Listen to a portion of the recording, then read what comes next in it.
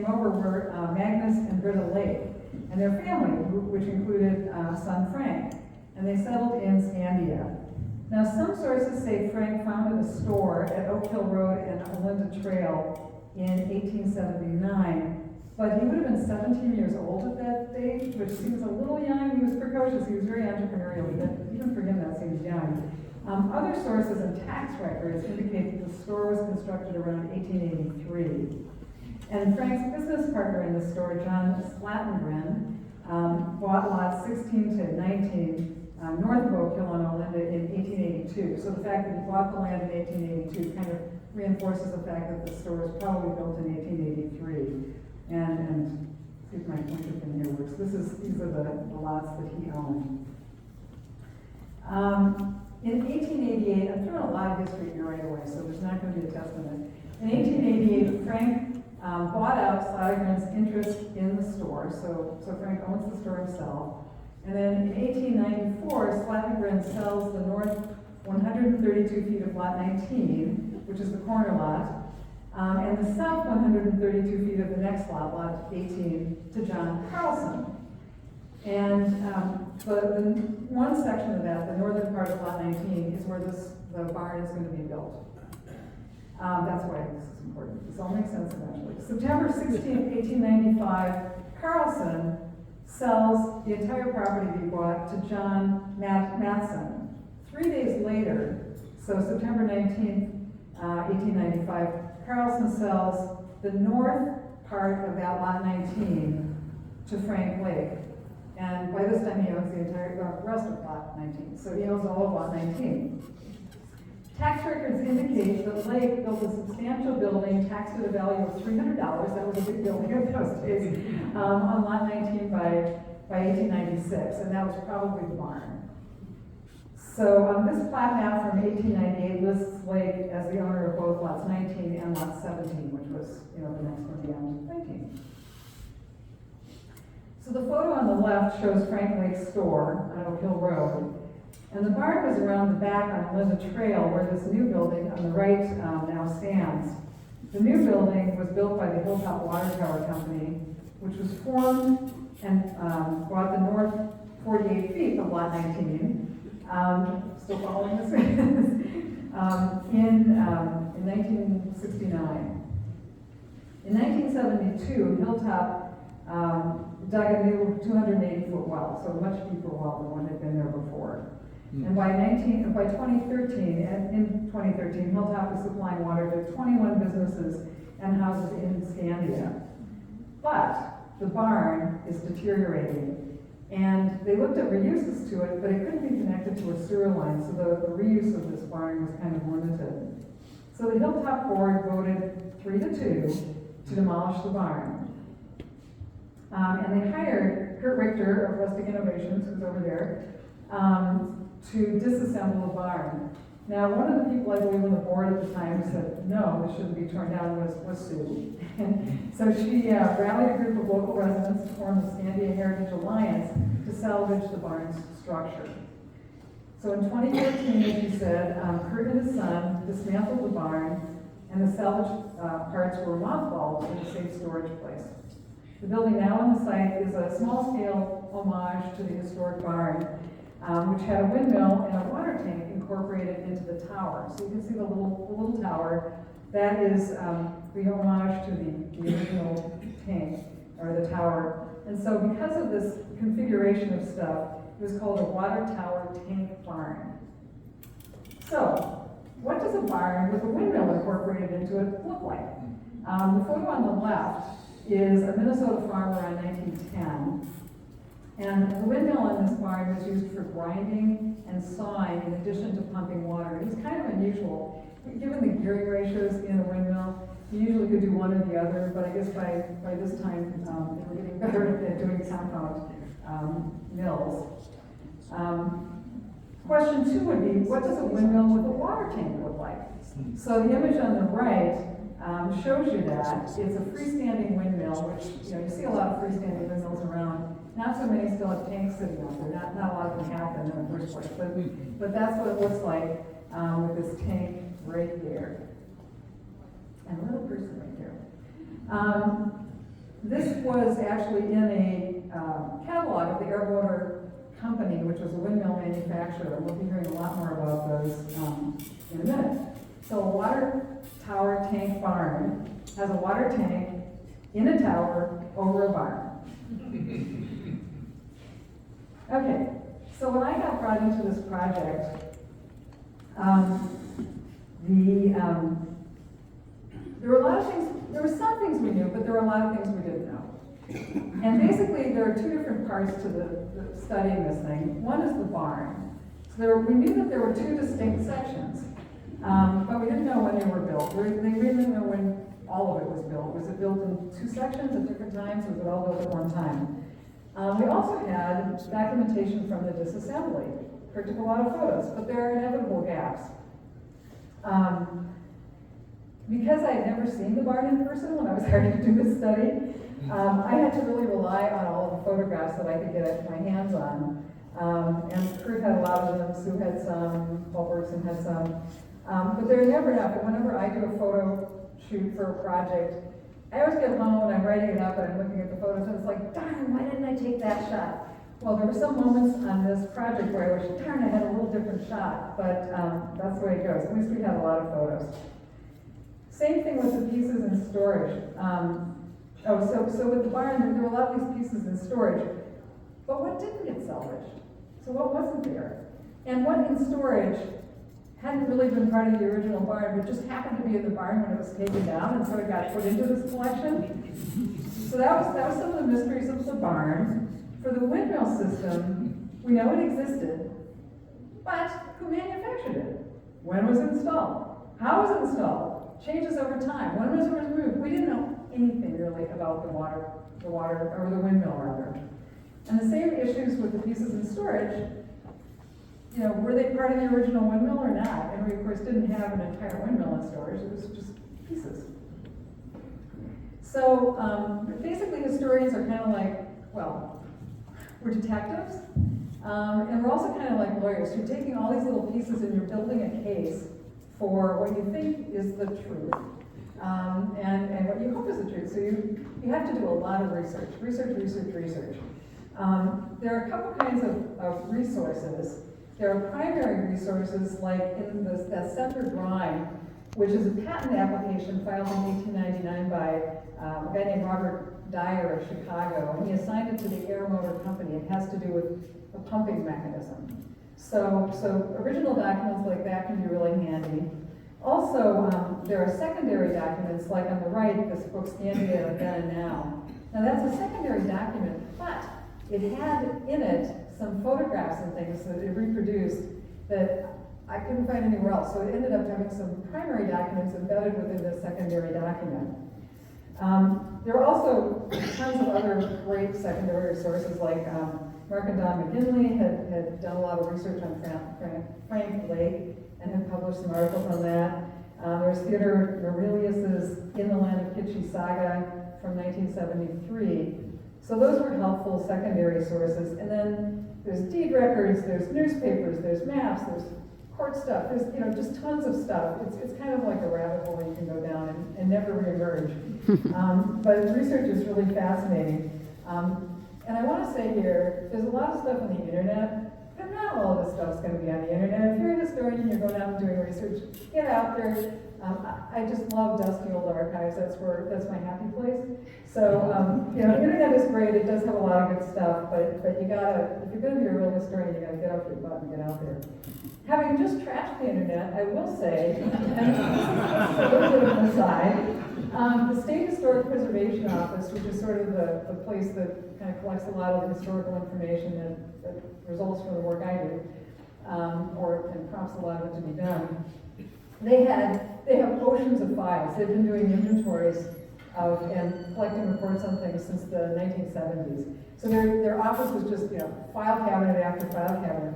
Well, right around COVID time, they got a big grant from MnDOT and other sources, and they were able to digitize their records. Some poor folks did scan all of that stuff. So now all of it's online, and it's available to anyone. So you can go to the website of the State Historic Preservation Office, which is affectionately known as SHPO, which is part of the Department of Administration, the state of Minnesota's Department of Administration. And you can pull up this map, like the one that I'm showing on the right, and then it has little dots for everything that's been inventoried, and you can hit the dot, and something will come up saying, oh, it says like file or something, and you hit another little thing, and this whole record comes up, and then you can actually download all the documents they've scanned in. That's the good news. The less than good news is that there often isn't much. And I looked at the Creamery entry, which is what's highlighted here, and really there was almost nothing. It was pretty much as bare as the one on the left, which was the Hilltop Water Company's Tower Barn. So sometimes it's the gold mine, but sometimes it's really disappointing, and that was the case with the barn. But a really nice thing with this project was that really good sources were people. And a lot of the projects I work on, everybody's dead, nobody really was around. So which is kind of okay for an introvert like me, but human informants, it was really nice to have human informants on this project. And here's Sue and Lester Roydeen, who was kind enough to bring us out to his windmill, which is still standing on the farm, and kind of explain how it worked. Kurt Richter was a source of information, Scott Kaiser, Mark McGinley, Vince, whose last name I can never say. Thank you. I will mangle it another time. Wayne Schmidt, Alan Bach, lots more people. If you're here, if you love me and I didn't mention your name, thank you, thank you, thank you. There were just a whole lot of people who helped out.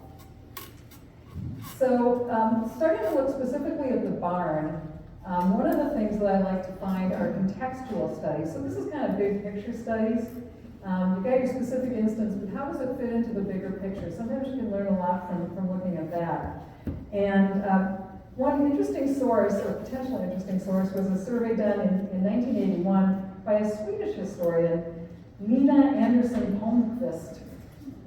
So she actually came over from Sweden and inventoried older buildings in 2 Minnesota counties, one of which was Chisago.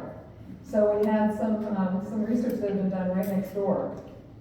And what she was trying to do was identify Swedish design and construction practices on buildings that had been erected in the US by Swedish immigrants. So trying to see that connection. Her conclusion was, it's very difficult to trace the Swedish influence. And that's because immigrants had to adapt to conditions that they found in this new land. So no matter what skills, they used their skills, but they had to adapt them to the existing conditions. Immigrants were scrappy, they were pragmatic, they were innovative, and they made use of whatever was at hand. So my takeaway from this was, count on these guys back in the late 1800s to make do with what they had and be creative. There were also some recent studies of the barn. In 2010, there was a really valuable physical evaluation that was done by Paul Bergson, who's here somewhere. Paul, where are you? Oh, there he is. And then there was an assessment of the barn's historical significance by Two Pines Resources Group that was done in 2013. And a page from that is shown on the right here in the slide. Photos of the deconstruction, as I mentioned, were absolutely invaluable, and here are some examples. On the top left is before the deconstruction started, right before the deconstruction started.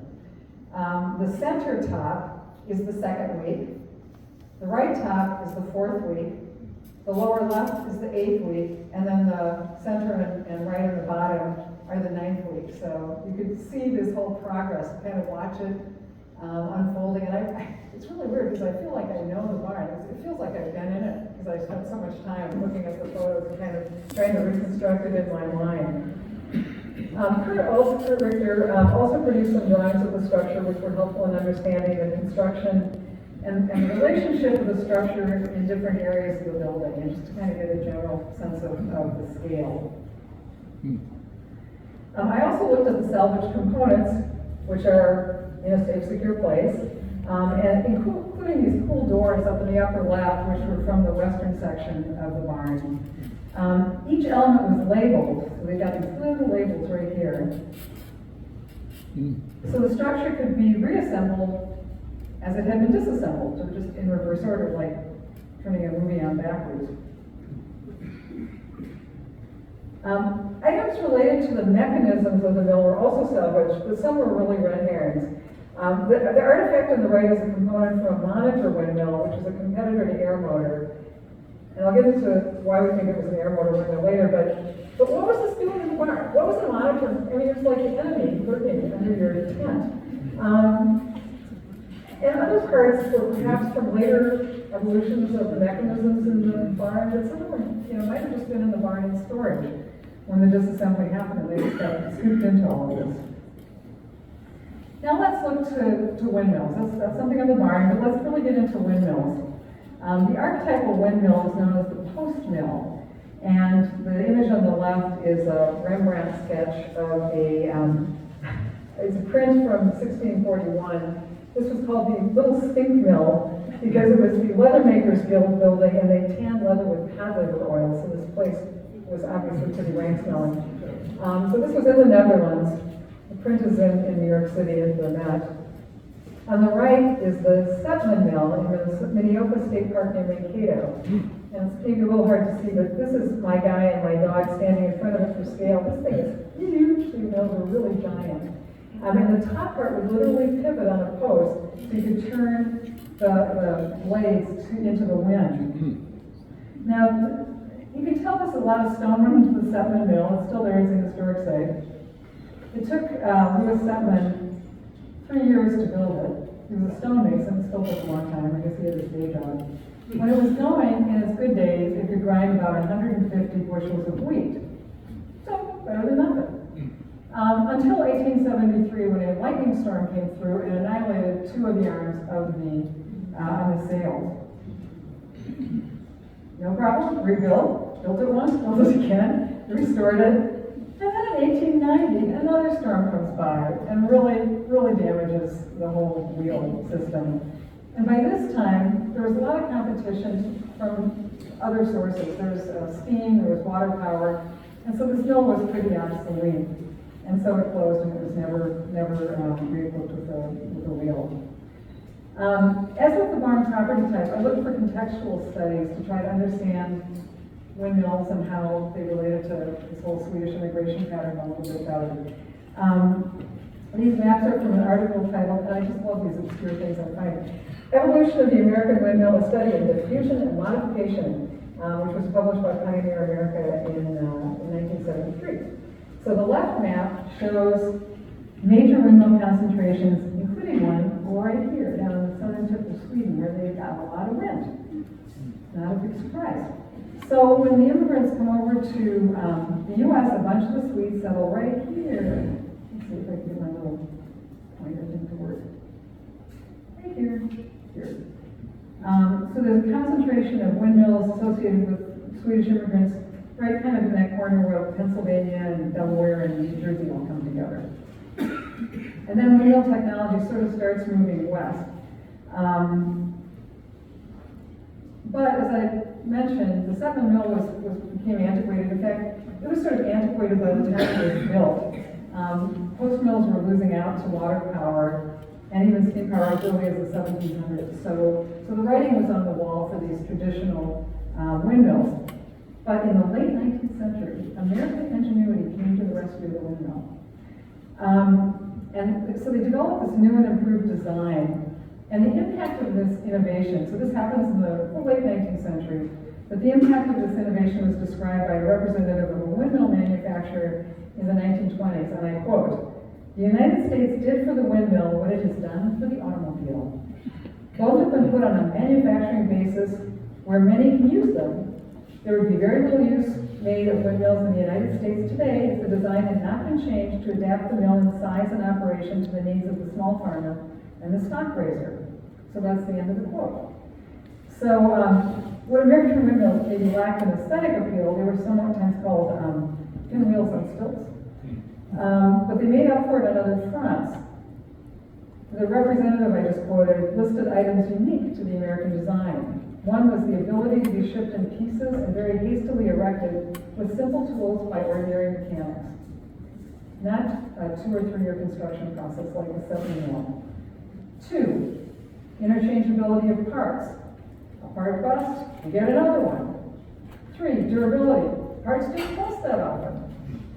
4, the minimum amount of material used. So these are very spare. They get, just kind of as much as they needed to hold it together. This minimized the cost of materials, minimized the cost of transportation to get it out to the farmers, and it also made it easier to erect.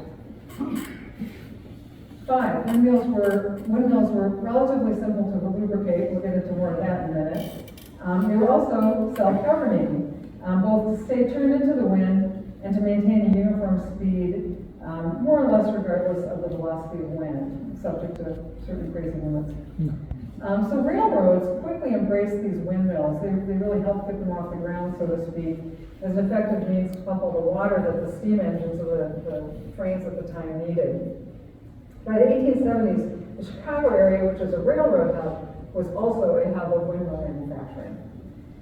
And a historian reported that many workers in the windmill factories, and this is a quote, were of Scandinavian origin. A company in this area named one of its windmills the Terrible Swede.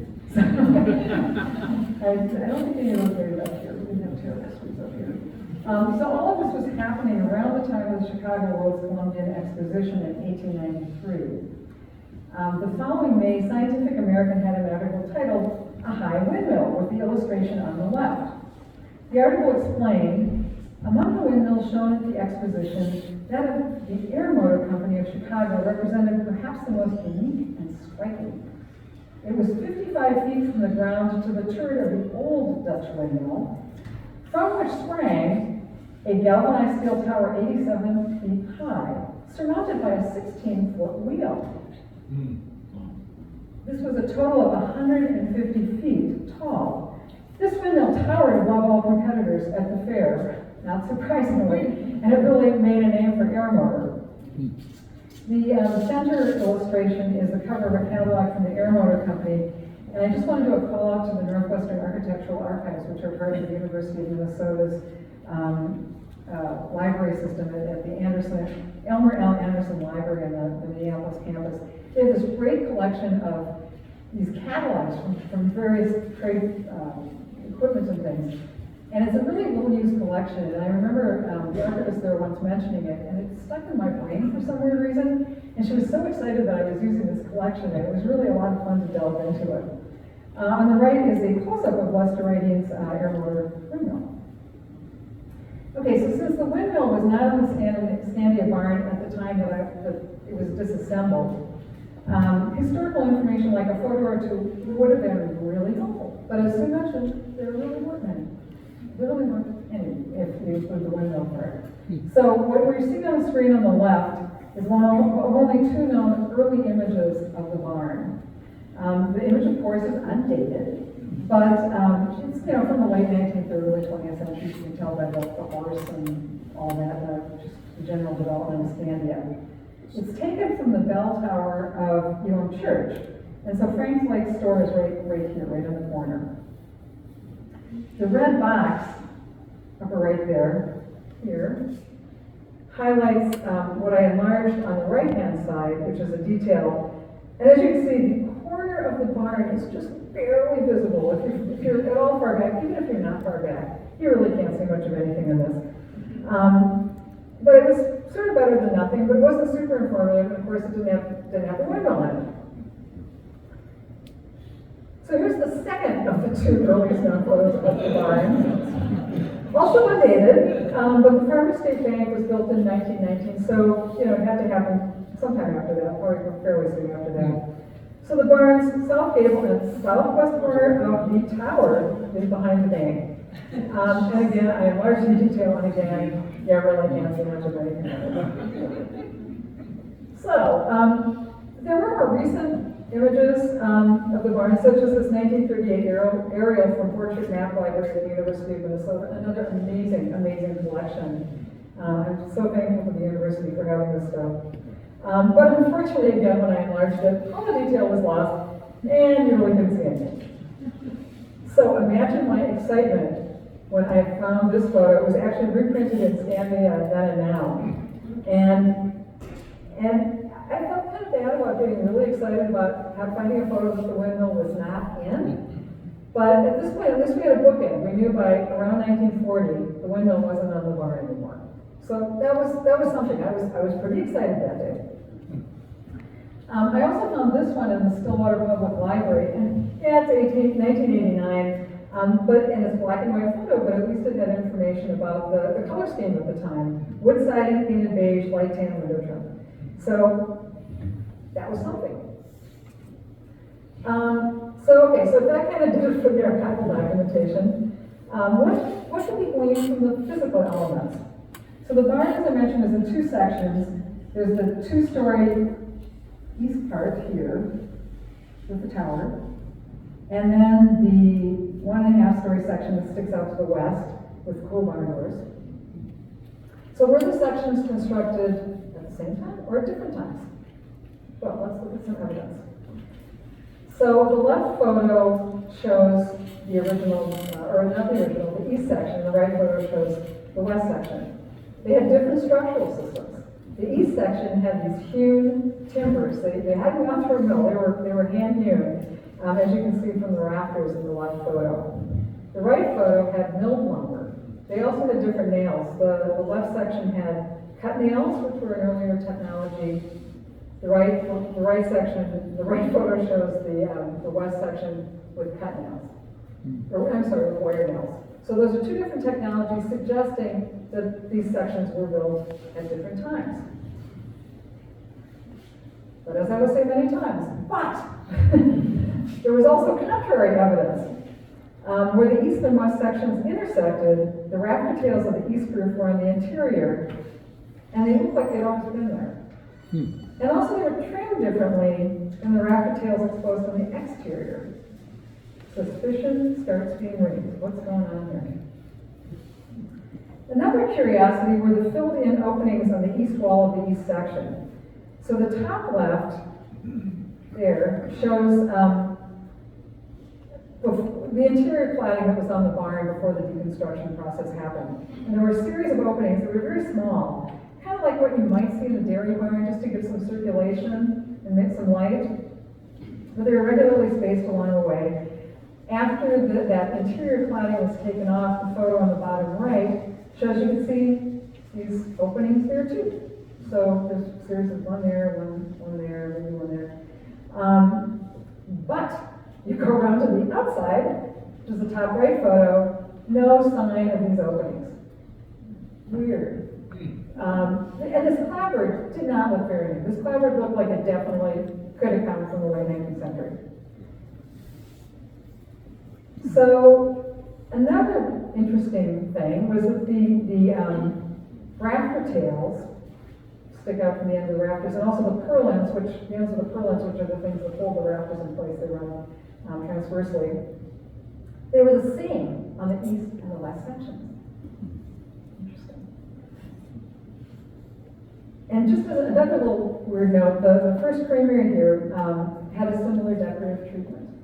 You can't really see in this photo, but the rafter tails had that same detail. And this photo was taken in 1894, which was right around the time the barn was built. So, I believe, this is my conclusion, that both sections of the barn were erected at the same time, about 1895, 1896, using elements from an earlier structure or structures, and probably some new materials also. So, that's my supposition. Okay, so now we're going to get into the windmill. And it's a windmill system, and I'm going to emphasize that because it isn't just the thing you see at the top turning around. It's this whole series of things that works with it.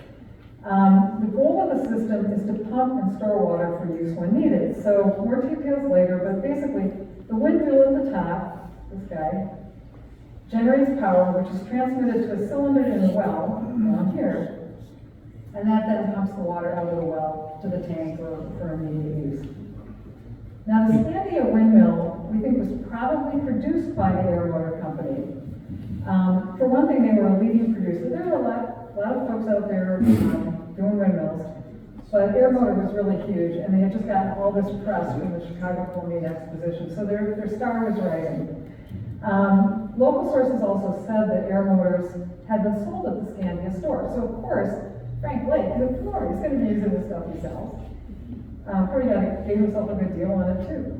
And also there are a number of air motors still around here. These are tough things. They are still out there. And once you start looking for them, it gets absolutely addicting. So welcome to my club. You can start doing that. So we're going to go through the components of the system. Component one is the wind wheel. And there are lots of different designs for trying to capture wind and use it, which are shown. There's some examples in that drawing on the left from an engineering society. But there were some common traits of the type of windmill that was used on the Scandia barn. The wheel is generally perpendicular to the ground. It has blades, these guys sticking out there. The blades catch the wind. They're attached to rings that go around. The rings are attached to arms, and the arms connect to the hub of the wheel. Got all that? There's no test, but anyway, that's how it works. The air motor company made wheels 6 to 20 feet in diameter. And just for an example, the size of the wheel related to how much you could pump, how strong it could be. You also need to beefier everything, the bigger your wheels got, because they had a lot more work to do. But an 8-foot wheel, for example, could pump a well that was up to 50 feet deep. So you had to kind of go with the windmill and the size of the water table. So these photos show wheel blades on the left and arms on the right that were salvaged from the Scandia barn. And Sue's there, the measurer of these things. She was helping measure. The arms on the right match the wheel arm, part 32 at the top of the diagram in this pre-1898 air motor Cadillac. So this part matches this part right up here. Very exciting discovery. So next we're going to move on to the main and tailbone. So they extended behind the shaft, and they were always parallel to the wind. This is what keeps the wind wheel into the wind. So to turn off the windmill, you have to disassociate this part from the wheel. So basically the brake of a windmill just makes that connection no longer be there, so that the wheel then turns parallel to the wind and isn't pumping or doing what it's doing. Next up, the motor and mainframe. And the motor is also called the head or engine, and it contains the hub and the gears to translate the circular motion of the wheel into the up and down motion, the reciprocating motion of the pump rod. So that it has to make this 90-degree turn to be able to be utilized. The mainframe is a large iron casting at the opposite end of the wheel shaft from the hub, and it supports these other parts, including gears, rockers, bearings, a whole bunch of other stuff. On self-oiling models, it also encapsulated the lubricant.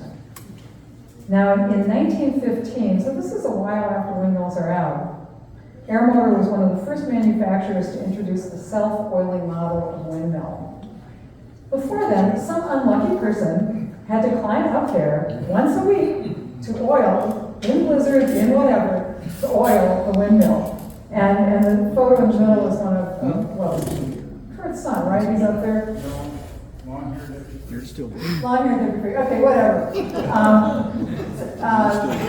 But it gives you scale. It shows you what, I'm afraid of heights. Even if I wasn't, I wouldn't want to be going up there. So it's like the youngest son of the family had to do it. I think it was their punishment. Or somebody who had been really bad. You can see the platform, and then you can see runs on the tower going up that the person had to climb up. Yeah. That's what the platform tower. Yeah, you have to get up to that flat thing, which is the platform. So just to give you a little sense of what trying to decipher some of this stuff was like. So it's how you make a case based on the evidence you got. So a component is salvaged from the barn and stamped 327. Part A327 is a chain roller plane for A202, according to an early 20th century motor Cadillac. Part A202 is, and according to the Cadillac, it's called the main casting, used only on 98 models. A indicates an 8-foot wheel. So we have all these little pieces of information. And this is the best evidence that Scandia's wind wheel was 8 feet. You know, this is maybe stretching it, but this is the best evidence I could find. Okay, so assuming part 327 was from the Barnes windmill, the motor dates from 1898. That's the only year this particular piece was used for that. But, remember, Lake built the barn probably around 1895. I would say he probably did it in the fall of 1895, right after he bought the land, because he wanted to get his animals in for the winter. So the windmill itself was probably installed in 1895. So what's it doing with an 1898 motor? So what you could do is change out the motors. So when a new and improved motor comes along, and a really cool one came out in 1898, the air motor was really pushing, you pull out the motor, put in the new one, but you can leave all the other components. They'll still work. It's one of the joys of the windmill. So like most people with air motors, Lake probably just retained all the original components, switched out the motor, and moved on. And the 1898 motor, in turn, was probably replaced when, in the 19-teens, these self-oiling models came in, because nobody wanted to be going out and oiling those things every week. Oh, now I want to go back just a minute for this. Now, I would swear on the Bible that this is what I think is true, but I would not swear that it is absolutely, positively, undeniably true. The process of building this case rests on a lot of reasonable assumptions given limited facts. And if new, true facts come to light that change these conclusions, I'd embrace them and any of the different results that they might produce. Being fallible is part of being a historian. Keeps me humble.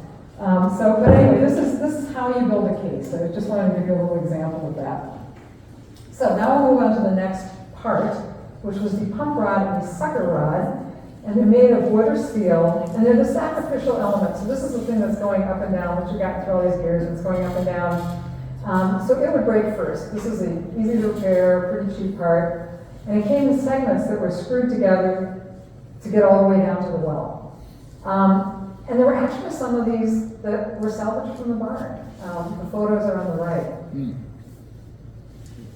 Triangles were also salvaged. So what is a triangle?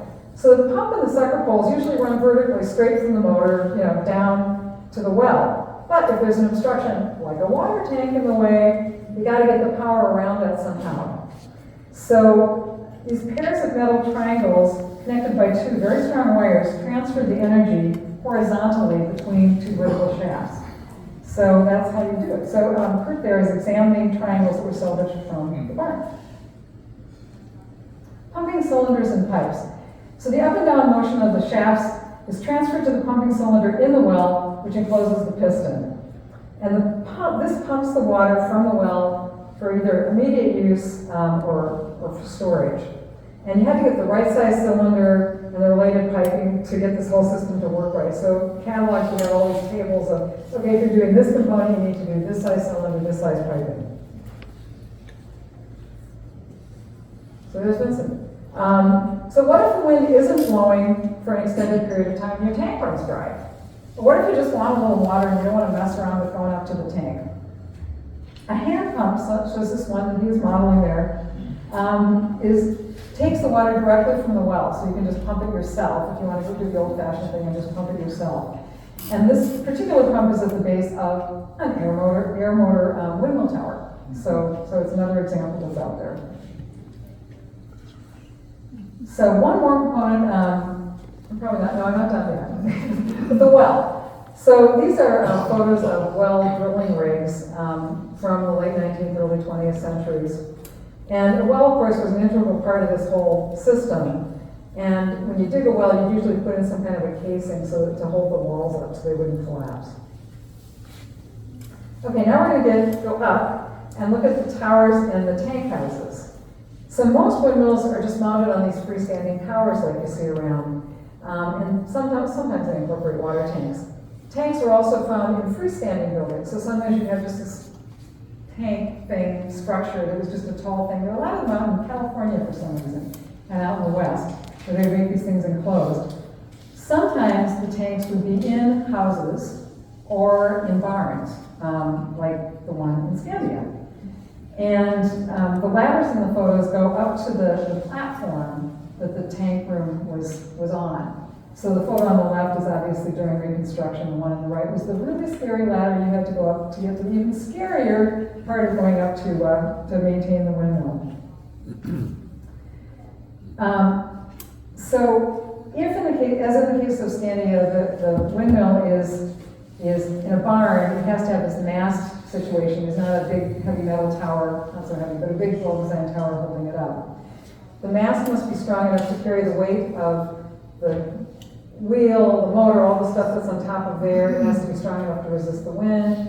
It has to have some way to let the rods go through it so it can pump. And then that small platform near the top, which is usually of wood, even on a steel windmill tower, provides footing for doing the maintenance work and assembly up there.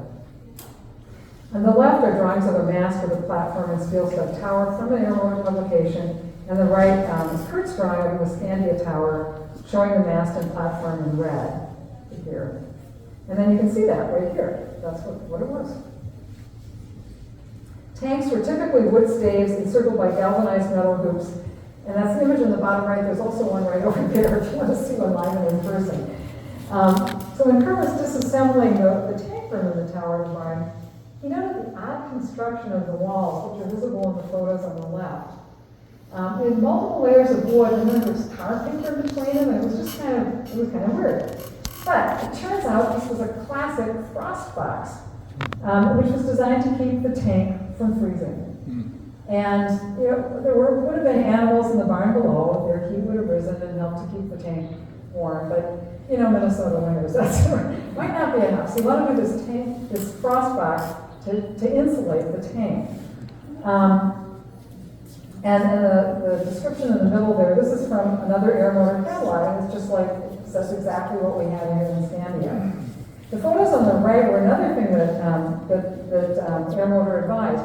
If you're putting something above where things are below, you want to line it with metal so that if the tank overflows or drips or something, leaks or something, it's not raining down below, it's catching it in this pan. So there was a metal thing. You can just barely see that here on the top of this platform. And here you can see pieces of it right in here before it was removed of this metal that served as a pan to hold the water in case of a disaster. The table of wind velocity on the left indicates air motor could handle wind up to about 30 miles an hour. After that, it starts getting too exciting and you want to put in the brake. And the brake is just like something like this, just a metal handle that operates stuff. And as I mentioned, it basically disconnects the wheel from the rest of the mechanism. And stopping a windmill, it's not like stopping a car where you just put your foot on the brake. It's more like stopping the gas from going into the engine. You just basically cut off whatever's powering it. The item over here, the sort of cylindrical thing, really intrigued me. And I was convinced that we maybe had a pumping wheel here, and it had some kind of mechanism that would draw power off of that thing. But Chris said, no, that thing didn't have, it was lightweight metal, and it didn't have any kind of bracing inside, so it couldn't have been a power takeoff thing. It turns out to be a galvanized metal float, so this would be inside the tank. And so it would float up and down, so you didn't have to actually go inside the tank to see what the water level was. You'd have a regulator on the outside or a gauge so you could see. And the air motor sketch that's in the middle there shows an automatic regulator that was used as a float to help kind of regulate the level of the water. And Kurt there is looking at a salvage mechanism, which was probably some kind of a float regulator system. So conclusions. So now you survived Windmill 101, congratulations. Some conclusions are that Slade didn't own the barn site until September of 1895, so he probably built the barn that fall, I'm thinking. Materials for the two-story section were salvaged, and some of the west part might have been as well, but I think both sections were built at the same time. And I also think that the windmill was an air motor, and it had an 8-foot wheel. The motor was replaced in 1898, probably keeping the original components otherwise. and then probably replaced again in the 1910s when the system was converted to self-boiling. More conclusions. Windmills were sometimes incorporated into Minnesota barns, but that was not common, and none survived. Absolutely none that we've been able to find. Tank houses were usually freestanding, like the one in the top photo, which happens to be in Utah, top right photo. But the Scandia barn is a rare and a significant survivor of this unusual combination of a water tower tank barn. And I'm really looking forward to the day when it will be reassembled. So that's it. I don't know if there's time for questions, but if there are, I'm here to take them.